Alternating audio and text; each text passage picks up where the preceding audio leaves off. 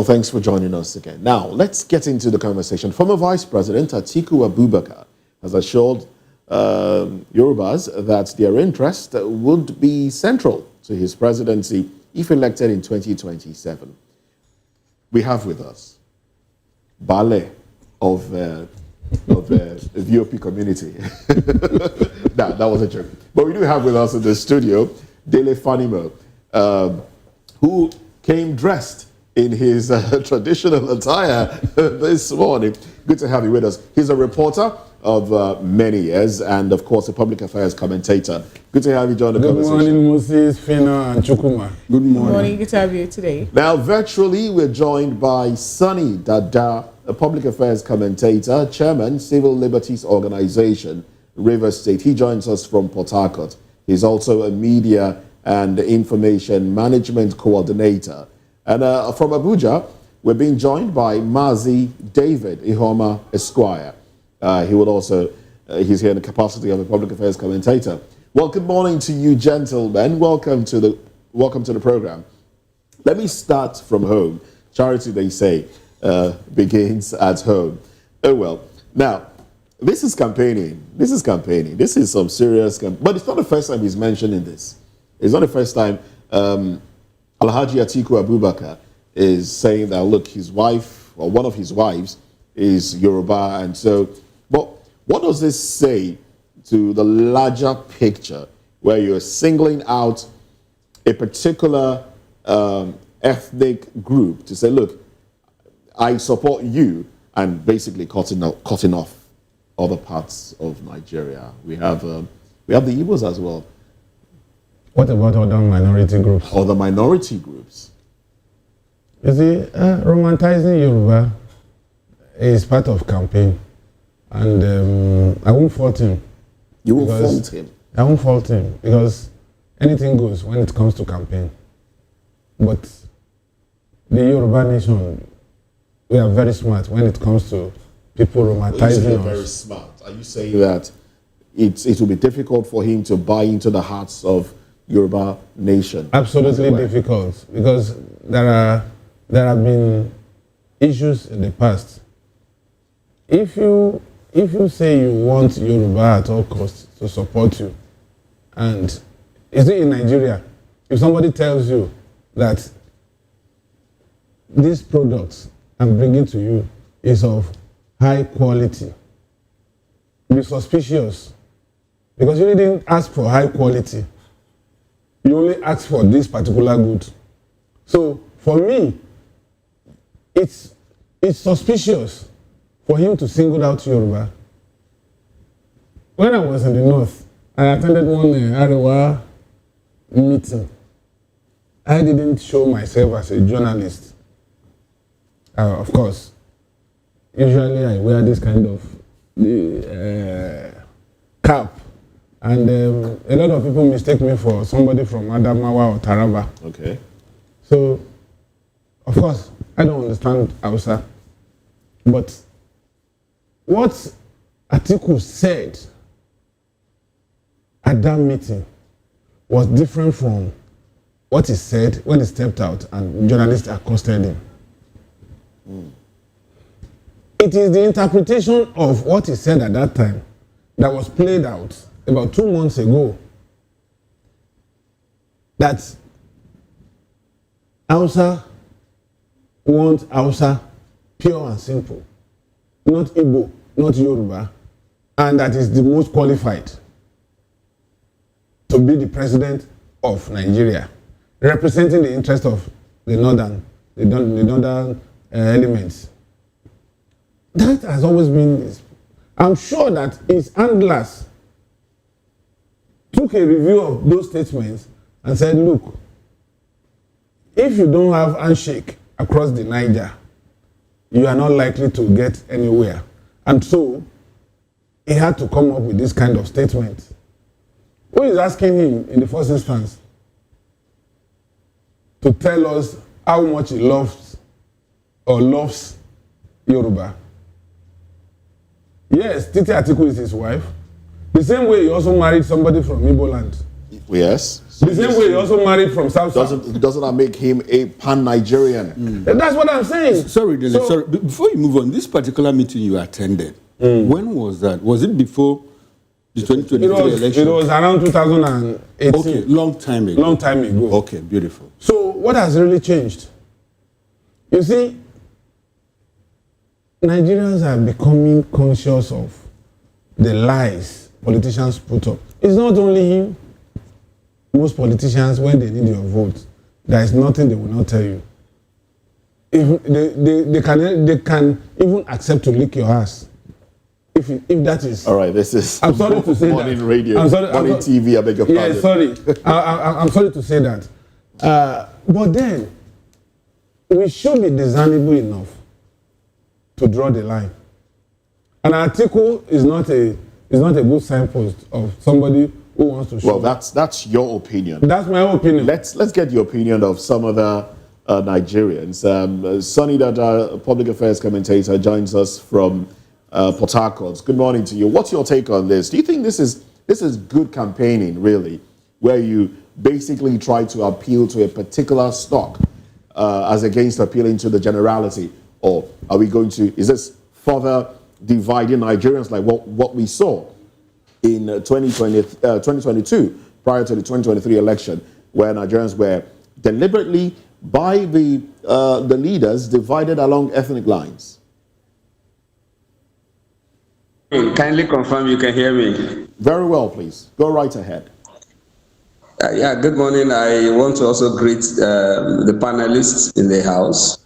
To be fair to Atiku, I see him as a more liberal Fulani man, and that's because we have seen his antecedents. If you look at his investments, for instance, he has most of his investments outside the north. A lot of them are concentrated in the south, especially in the south-south.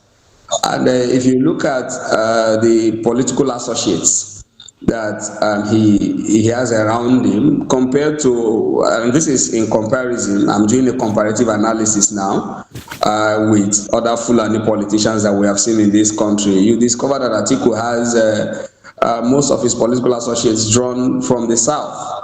But however, I worry because we are going back to the kind of very, very dirty ethnic politics that we witnessed in 2023. Remember that Atiku, your guest in the studio made reference to a comment that Atiku made about Hausa people preferring an Hausa presidency. Remember that during the 2023 election, during one of their Arewa consultative meetings, where they gathered the presidential candidates and the northern stakeholders in one room, remember that Atiku also made a similar statement, which was also targeted at Peter Obi, where he said that Hausa should vote, the North should vote their own and all of that. But these are comments that we hear from politicians, not just Atiku alone. We hear them across, the divide. Why Nigerians are worried mostly is because we have seen what Fulani politicians can do when they take power. For instance, even the military dictators of Fulani stock, how they made the presidency, a Fulani thing. And unfortunately, late President Muhammadu Buhari amplified that. Just like we are complaining against the Tinubu administration about westernization of the presidency, we saw that under Buhari, where Buhari, amplified it and even took it to the highest level. So Atiku coming now, to throw that ethnic card, of course, people are bound to be suspicious, people are bound to be worried. But if we look at his antecedents, like I started earlier, I think to me, he's a more liberal Fulani man, maybe because of his time, with customs, maybe with the type of because of his investments. Exactly. Okay. I'm sorry. I'm happy, Mr. Dada, that you brought us back to this point, because when you said that he's a more liberal Fulani person and probably has his investments in the south, in the southern part of the country, especially south-south, because I was wondering, he plays in the oil sector. And when you talk about his companies, and I'm wondering if he could have actually cited those companies in the north. His Apti American University is in the north. some other investments in the north too. But let's move away from that. I would like for us to interrogate what this whole thing portends for our politics. You said it's the kind of ethnic politics that politicians play, unfortunately, in Nigeria. Now, do you think we will ever get to a point where we will outgrow this kind of ethnic politics? He said clearly, Yoruba people, your interest will be protected. He'll probably go to the southeast and say, look, I married somebody from Onitsha, your interest will be protected. You probably go to the south and say the same thing, Middle Belt and all parts of the country where he has women or where he has wives. So at what point do you think that we will grow beyond this level of ethnic politics? If we will ever grow beyond that, do you see a possibility of all of that happening? A situation where we talk about Nigeria as a nation, not about ethnicities. Definitely, it is our sad reality, and let us interrogate why we're even having this ethnic politics. To me, I think that we're having ethnic politics is very strong in Nigeria because we naturally align to our ethnic identities, and that's because Nigeria has not offered us an acceptable identity. When you ask an average Nigerian, for instance, where are you from? Instead of telling you he's a Nigerian, he tells you he's from Southwest. He tells you he's from Ijo, from Igbo, or from Hausa. That's because he believes that his ethnic identity has offered him more, has given him more than what the identity of a Nigerian can offer him. I traveled to somewhere, and while at the airport where we were supposed to transit to the country of destination, we were just in the queue waiting for immigration, and so, one of the immigration officials just came and said, if you have a US passport, come this way. And I saw a Nigerian followed them, and by the time they processed that, they realized that she actually was not carrying a Nigerian passport, but her little child was, she was not carrying a US passport, but her little child, the little baby she carried, had a US passport. And because of that passport, they gave her quick attention, and she was screened. Then I was told, when I made my findings, I was told that the US government has an arrangement with most of these countries where they don't like to delay their citizens at the airport and all of that. So what your Nigerian passport cannot give you, maybe if your ethnic passport is giving you that, it is natural that you will align to your ethnic identity, and that is why most times. Unfortunately, we still have a Nigerian passport. There are no ethnic passports at the moment. Anyway, thank you very much, Mr. Sunday Dada. Okay, land on your thoughts, sir. Go ahead. Okay, the point I'm trying to make is that for us to do away with ethnic politics, we have to strengthen our national values. We have to interrogate why people are shying away from, aligning with the Nigerian identity instead of preferring to go with their ethnic identity. We have to interrogate. Until we interrogate that and resolve that issue, we will continue to see this ethnic politics that we see. It is not just only in politics, in everything we bring in ethnicity. Okay. And that's our reality, unfortunately. All right. Thank you, Mr. Sunday Dada, for your submission. Let's take this conversation to Master David Homa, who happens to be a lawyer and also a public affairs commentator. Good morning, if you can hear me. And let's get your opinion on this, the fact that Nigeria as a nation now is being further divided into ethnicity, religion, and every other thing you can ever think of. And the point that politicians are always dwelling on this, especially during election period, to either further divide Nigerians or get benefits. Like my colleague Ray pointed out earlier, at what point do you think that we need to outgrow this particular politics of playing the ethnic card? Because we've also pointed out, noted that this actually is what is making Nigeria to be redundant the way we are. Ethnicity before nationality. How then do you think we should, what do you think we should do differently at this point in time for us to, sideline the voice of ethnic bigotry or even religious bigotry for Nigeria to move forward? Good morning, everyone. Can you hear me? Yeah, we can hear you. Go ahead. It would be hard to sideline ethnic divide because Nigeria is built on ethnicity. The colonial vestige are still there. Nigeria was not a country that was built on the tenet of democracy. That is, people are joined together for the purpose of expanding the nation. Nigeria was actually created for business purposes. And those that actually created Nigeria as a business purpose use our ethnicity to limit our progress and development. But if actually we can say that we should do away with ethnicity, that could be done if Nigerians can actually look up to those who have capacity to steer the affair of Nigeria without minding where they come from.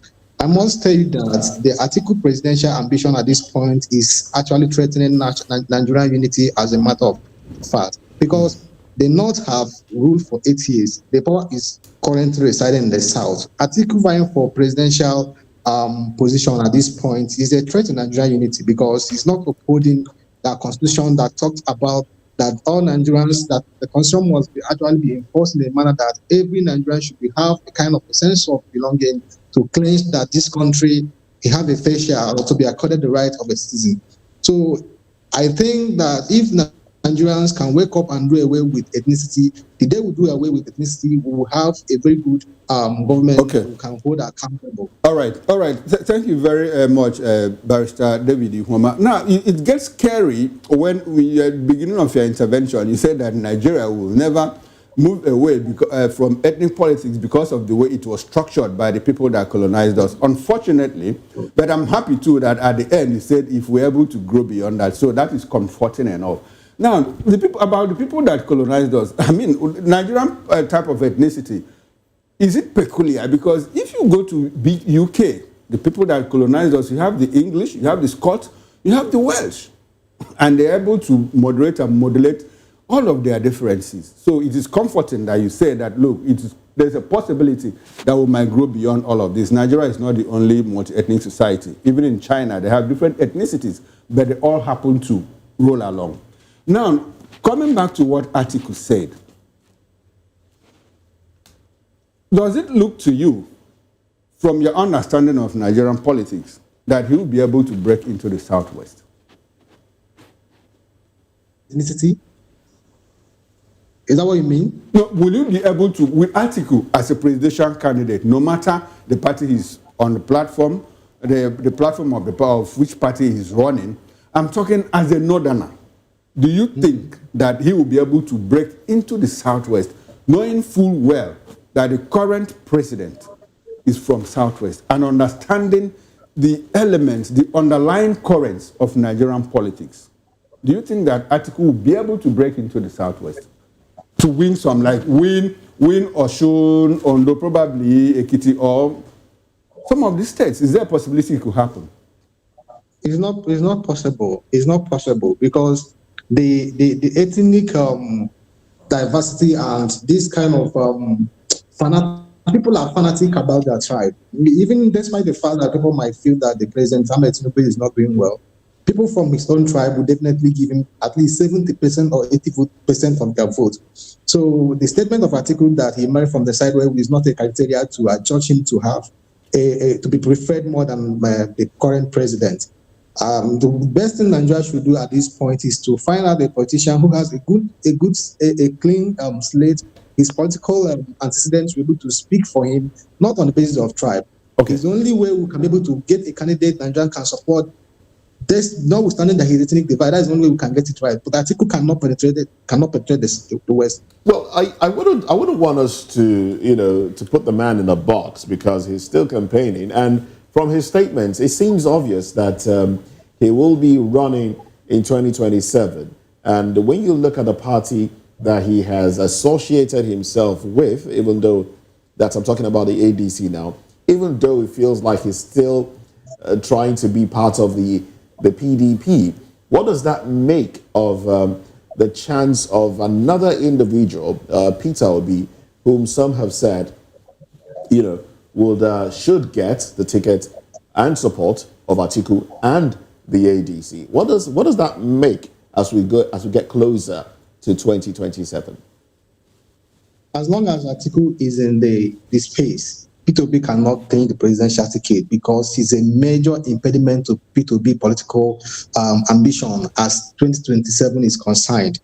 The fact is that Atiku and Obi will lose the election if they contest against Tinubu in 2027. The basic way they can defeat APC is to give P2B the ticket, and if it can run for 4 years, for 4 years, it will be fine. Then Atiku can start from 3031.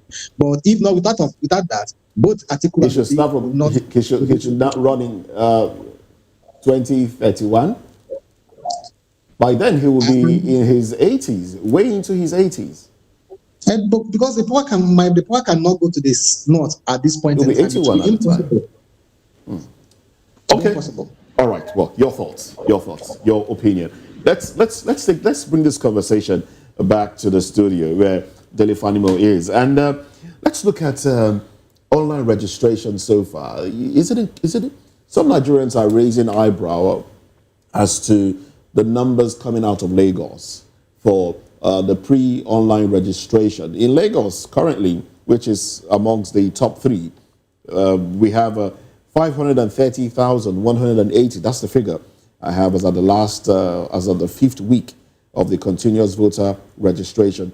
530,180 online registrants so far out of the, I think out of the 5 million plus nationwide, which places Lagos really high up there. Some have said, do we have that number of youths or that number of people truly registered? Is this some sort of way to aid in electoral malpractice? I don't want to believe that, and I don't want to share it.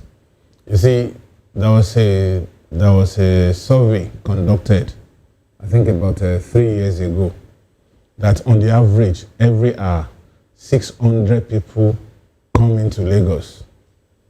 Conversely, only about every hour 600 people, 600 people come and go Lagos. or come and stay. Wait, and those who exit out of the 600, they are not up to 15%. Every hour. We shouldn't be able to walk in Lagos then. We should be bumping No, I into said that's the each other. statistics. That's the statistics. Okay. Well, I am not saying it is the true position of things, but technically we know that the number of people that comes into Lagos is not the same as those who leave Lagos permanently. Some come and go. Some stay permanently. Okay. And we know that when they come, they believe that they can make ends meet here and they stay. 2, the population of Lagos, according to Lagos State government, hovers between 20 million and more. And we see sea of heads anywhere we go. I recall that there was a day I was commuting to the office, and my friend told me that this population is explosive. That every time, anywhere you turn to, you see people struggling, So, for me, between the last registration and now, some people would have come of age. Between last registration and now, some people would have migrated to Lagos.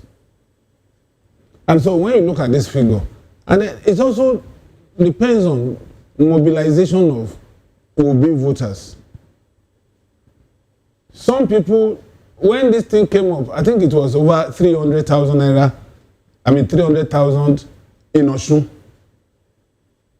And people were questioning it. But because civil servants, pensioners are enjoying what Adeleke is dishing out to them in Osun, there is tendency for the civil servants to encourage their wards that are of age, and those who have developed apathy, those who want continuity in the next 4 years after the first time of Adeleke, to want to say that the only way we can compensate him for what he has done in that state is to ensure that we vote him in the next election. Can we say that also for the people who are in the north, maybe in Borno State, where we learned also from there's a recent registration that so many persons have actually gone there to do their registration, knowing fully well that people are still in IDPs? Can we see that also for those? You see, and one funny thing about this registration thing, had been politicized. You see people traveling all the way to their own states just because they want to register in their state, whereas they earn their living elsewhere. So it's neither here nor there, and we cannot put a finger to it that actually there was bloated figure in any state for the purpose of electoral malpractices in future. And some states also had developed apathy. That since he didn't allow us to be president, then what are we looking at? And the optics are not too good for our candidate that we want to vote for in the next election. So why are we bothering ourselves? And some other people also feel that, excuse me, that their vote didn't count in the last election. So why should I go out there, suffer in the rain or sunshine, waste a whole day, and at the end of the day, the result does not tally with what we did at the polling unit. So a lot of variables are involved. And so we cannot really place our finger on the fact that maybe some people are raising this. And there should be a way that the system should be configured to identify. That's why I said we need convergence of biometrics, such that if you do double registration, it will pop up. Of course it does. With INEC, it does. That's what I'm saying. So if it pops up, then you either investigate, and if it's one too many, you erase. Yes, because INEC, at the last registration exercise, they came up with numbers and said, look, this number did double registration. Exactly. These people were invalid and all of exactly. that. So those things do happen. If there is a way to sieve it, then we shouldn't worry much about if there is going to be any manipulation or not.